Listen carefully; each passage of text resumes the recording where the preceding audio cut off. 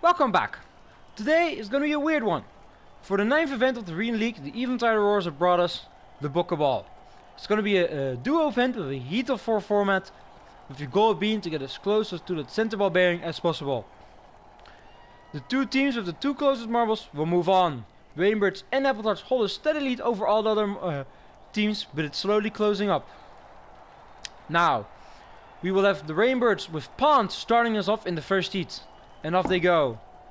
Let's see, what will their strategy be? It's looking like they'll settle themselves slightly behind the marble on the bottom here.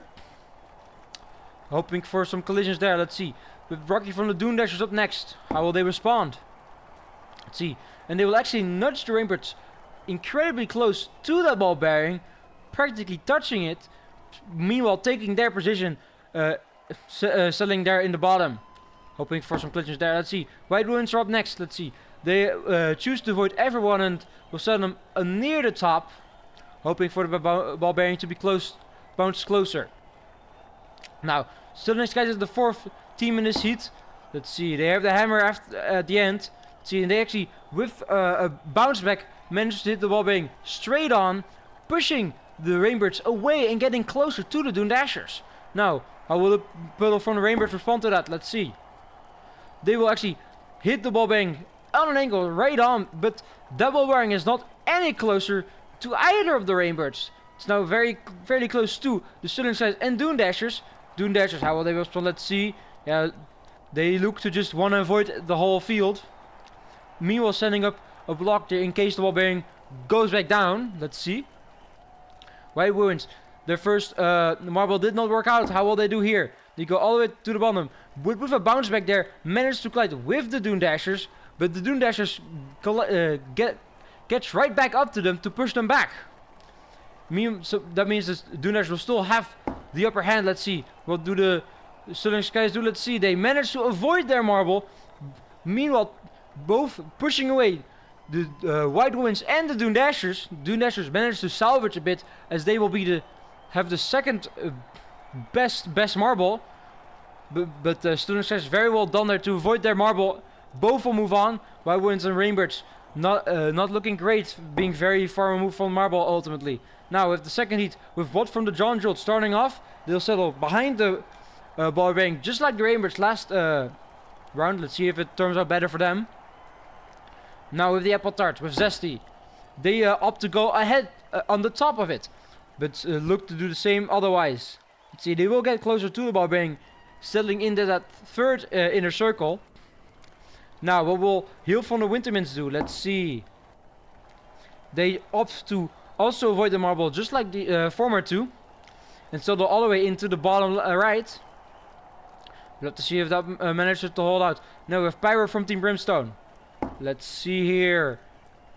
They will settle atop, but actually push away the Apple Tarts, settling themselves into the third ring and being the closest for now. But this is still very anyone's game with all the other marbles being behind the ball bearing. Let's see. What will the John Jolts do? Let's see. They collide with their teammate, which pushes the Team Brimstone into the ball bearing, making it so that their jewel can rebound into the in a circle. Let's see.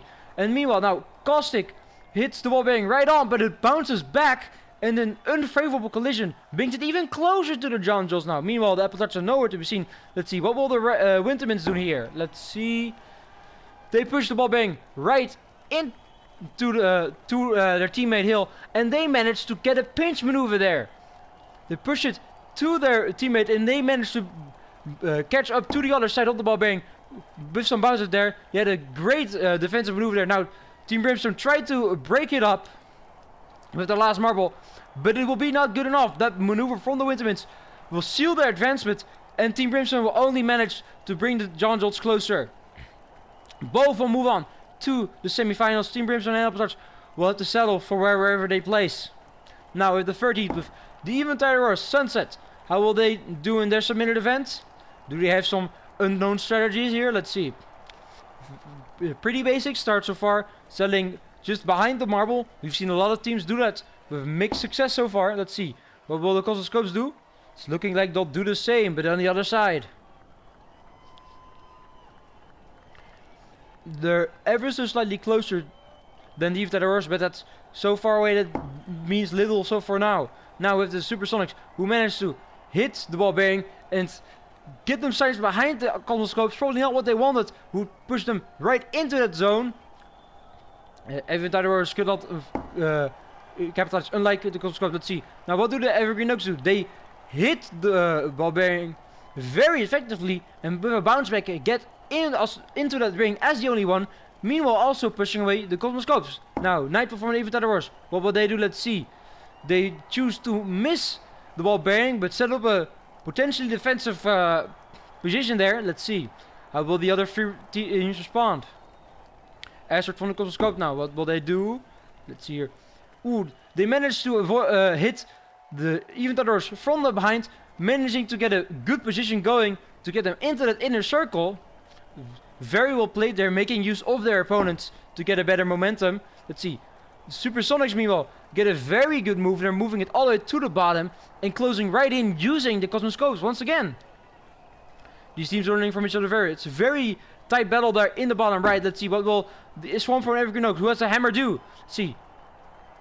They hit the Cosmoscopes, hoping to get closer. And although they will reach their teammate, it will not be enough as they have pushed Jet from the Supersonics and Comet from the Cosmoscopes practically right next to the ball bearing. Eventide Auroras and Evergreen Oaks will not move on despite being in that inner circle. That must be incredibly disappointing for them. What an incredibly tight heat that was. Now with the Phantom from the Nightshades.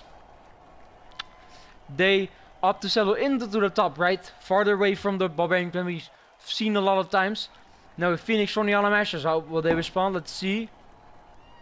They nudge the ball bearing into there, but with a bounce back, get right back into that area as well, strengthening their position along with the Nightshades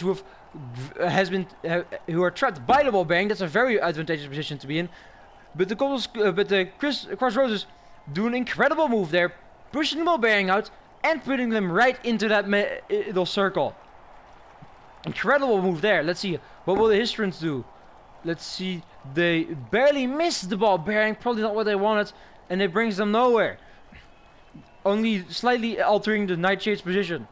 Cosmoscopes, Crossroads and Autumn Ashes holding a steady lead for now, being the closest to. Let's see. What will the Nightshades do? They opt to avoid the ball bearing. Only hoping for one of the next two marbles to hit it into their favor. Setting up decent defensive positions. Let's see. What will the Autumn Ashes do?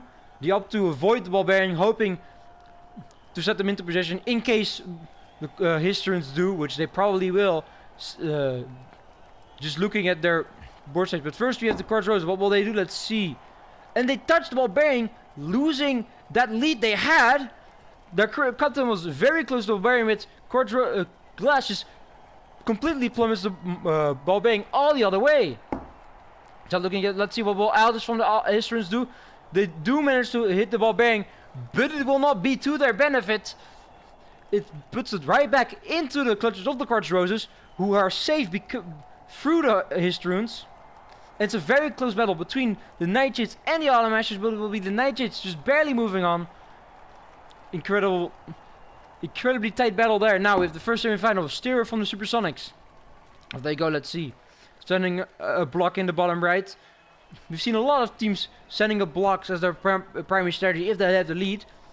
With mixed results. Let's see. What will Nickel do? From the Sterling Skies. They do the same but closer to the ball bearing and to the arch at top. Let's see. What will the next marble do? Hill from the Wintermints. What will their strategy be today? They managed to hit the ball bearing, but it unfavorably bounces back on them.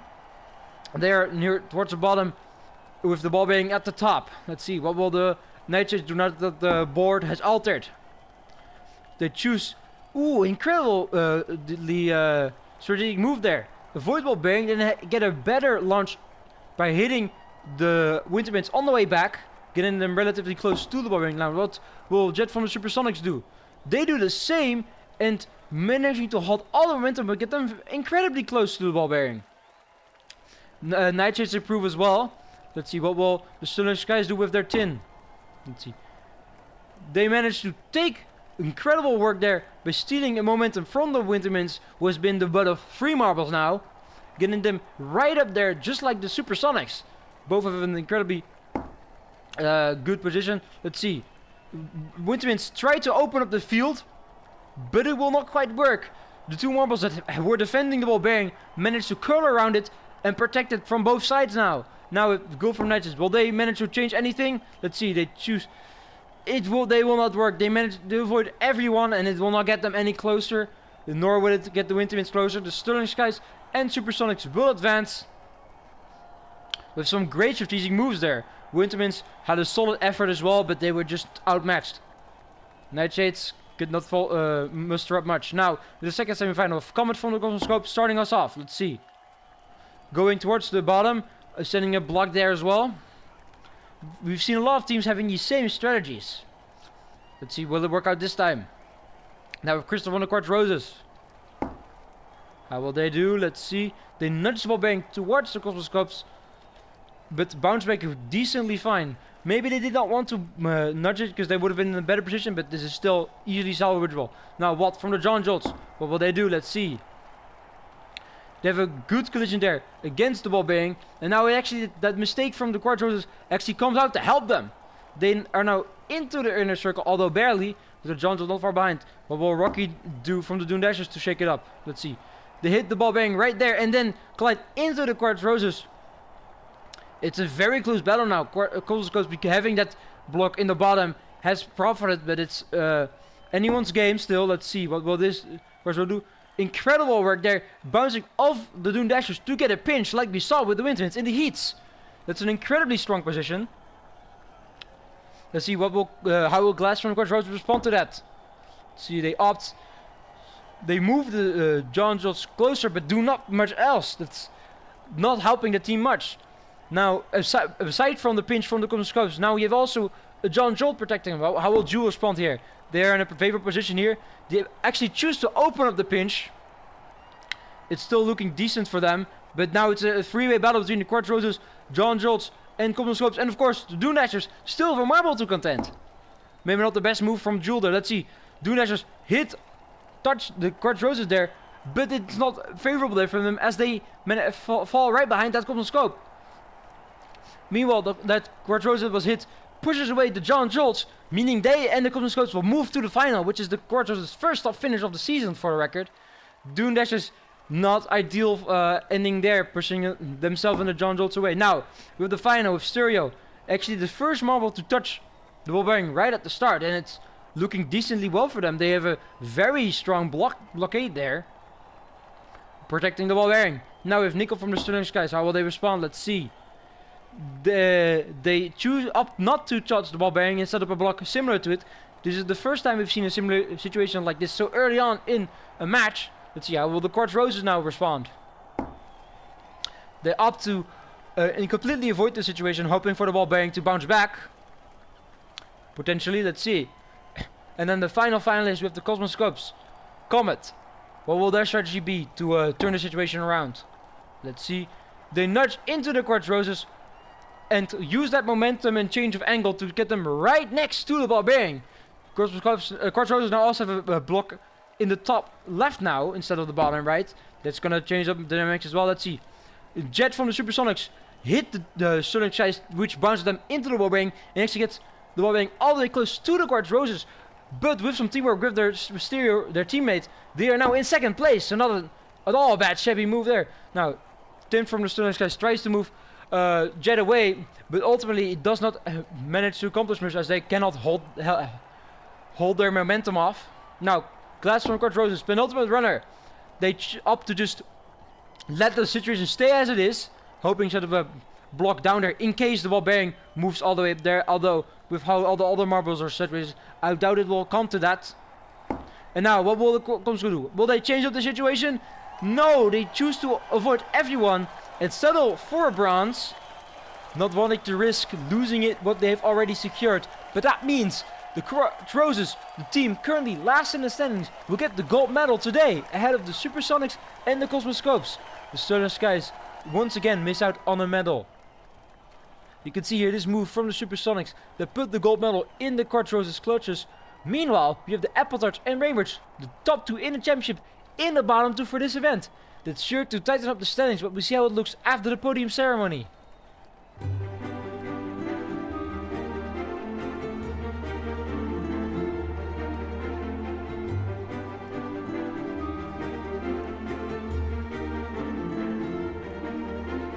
You can see with that gold model, the Quarters jump out of last all the way into 12th. Meanwhile, the Rainbirds and Apple Torch hold on to the top 2, but it's been closed up incredibly close. Nightshade's only 4 points behind them now. Now the next event will be the event 10 Team Pursuit. See you then.